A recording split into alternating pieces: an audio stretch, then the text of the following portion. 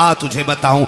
एक शख्स आया मेरे नबी की बारगाह में, सरकार का जी या रसूल अल्लाह, जो मेरे आका से कहते हैं या रसूल अल्लाह। मेरे आका ने फरमाया जी फरमाइए। उसने कहा हुजूर एक अर्ज करना था। कहा क्या? कि मसला पूछने के लिए आया हूं। आका करीम ने फरमाया पूछो क्या पूछना है। उसने अपना सवाल किया और जवाब मिल गया। वो कहता है सरकार अगर कल मुझे आना पड़ा, आप ना मिले तो फिर किससे अपना सवाल हल करूंगा। मेरे नबी ने फरमाया अगर मैं ना आ सकूं तो मेरे अबू बकर से अपनी जरूरत पूरी कर लेना, अपने मेरे अबू बकर से जरूरत पूरी कर लेना। वो ये सुन के बाहर निकला है। बाहर हजरत अली खड़े थे। पहले भी हजरत अली ने भेजा है। फिर हजरत अली कहते हैं बताओ आका ने क्या कहा है।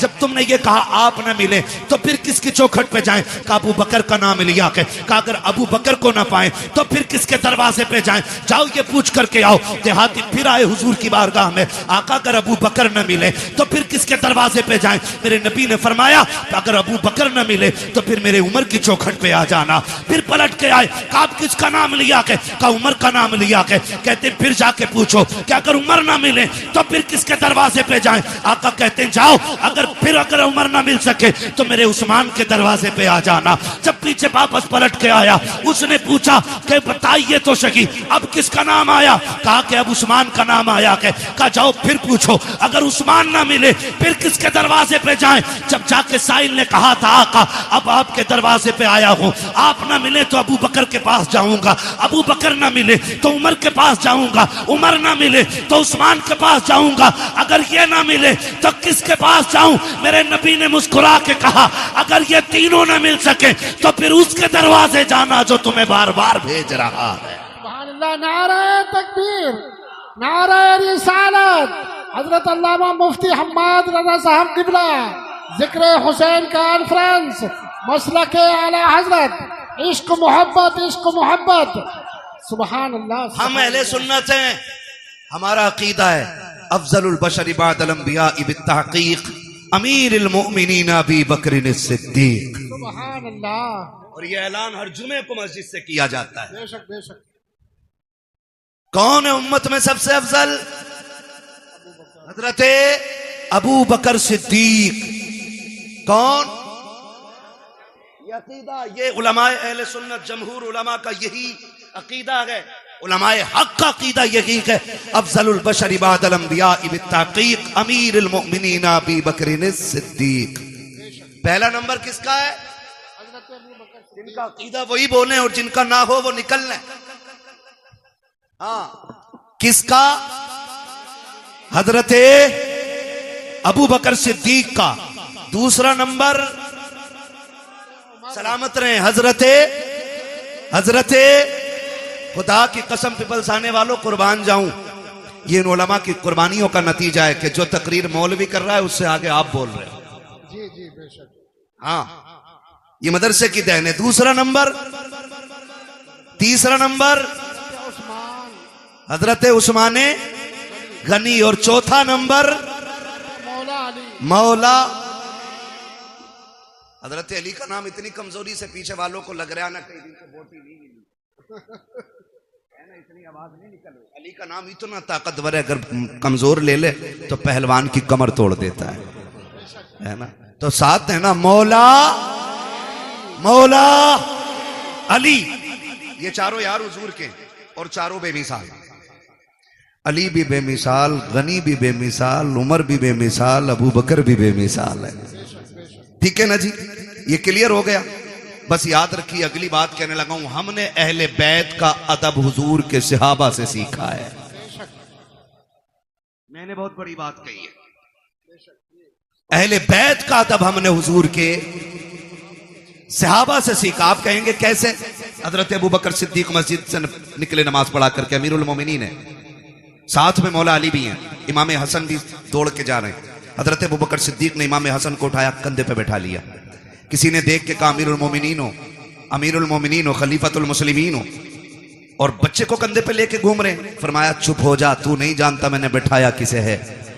मैंने इस शहजादे को हुजूर के कंधे पे बैठे देखा है। वो कंधे पे बैठाते फिरते रह गए। मैं अगर कई कई बातें बताऊं बड़ा वक्त लगेगा, बस इतना समझ लें ये हजरत अबू बकर का प्यार है। हजरत उमर का प्यार देखें, बता दूं हजरत उमर का प्यार देखें। हजरत उमर के शहजादे रास्ते से गुजर के जा रहे हैं, अली के दोनों शहजादे खड़े थे, कोई काम था, आवाज दे के कहा उमर के बेटे, हमारे नौकर के बेटे, जरा बात सुन के जा। जैसे इतनी बात कही है ना, तो हजरत उमर के बेटे तो आ गए, क्योंकि शहजादों ने बुलाया था। जी क्या बात है? बात कही और कहा ठीक है। वो चले गए, घर आके कहने लगे अब्बा जी। कहा क्या? कहा अली के बेटों ने हमें अपने नौकर का बेटा कह के आवाज दिया है। हजरत उमर कहते हैं लिखवा लाएगा? कहा जी क्यों नहीं लिखवा के लाऊंगा। कहा जल्दी कर लिखवा के ला। बेटा दौड़ करके आया। बेटे ने सोचा शायद अब्बा को लिख के जाके दिखाऊंगा, अमीरुल मोमिनीन ने इंसाफ के साथ फिर हिसाब लिया जाएगा। कहा लिख दोगे? शहजादे वहीं पे थे। कहा क्या? कहा जो अभी कहा था। क्या कहा था? कि हम तुम्हारे नौकर के बेटे। फरमाने लगे हम अली के बेटे, जो कहना जानते हैं वो करके दिखाना जानते हैं। क्या बात है, बहुत अच्छा। अल्लाह करे ये बात हजम हो जाए। लिख देंगे? कहा लिख देंगे। आपने लिख दिया, और जब कर लिख के दे दिया, दौड़ करके शहजादे आए हैं हजरत उमर फारूक आजम के पास। अब्बा जी देखो लिखवा के लाया हूं, जो उन्होंने कहा था लिख दिया था। अब तो यकीन आ गया मेरी जबान पे। कहा नहीं बेटे बात यकीन की नहीं है। उस तहरीर को लिया, होठों से लगा के चूम लिया, आंखों पे रखा, मिंबर पे आके खड़े हो जाते हैं और कहते लोगों आज तक उमर को यह फिक्र रहती थी कब्र में जाएगा उमर तो क्या सबूत पेश करेगा। आज अल्लाह ने उमर की यह फिक्र दूर कर दी है। कहा लोगों ये मेरे पास अली के शहजादों की तहरीर है, इसमें लिखा हुआ है उमर हमारा नौकर है, और नीचे हसन हुसैन के दस्तखत हैं। अगर उमर इंतकाल कर जाए इस तहरीर को मेरे कफन में रख देना। अमीरुल मोमिनीन किस लिए? कहा जब फरिश्ते आएंगे पूछेंगे किसकी नौकरी करके आया है, अगर ये कहेंगे मा कुंता तक़ूलु फी हक़्क़ि हाज़ा रजुल, इनके बारे में क्या कहता था, उमर पर्चा निकाल के कहेगा इनके बारे में पूछ रहे हो। उमर तो वो है जो इनके बेटों की नौकरी करके मदीने से चल के आ रहा।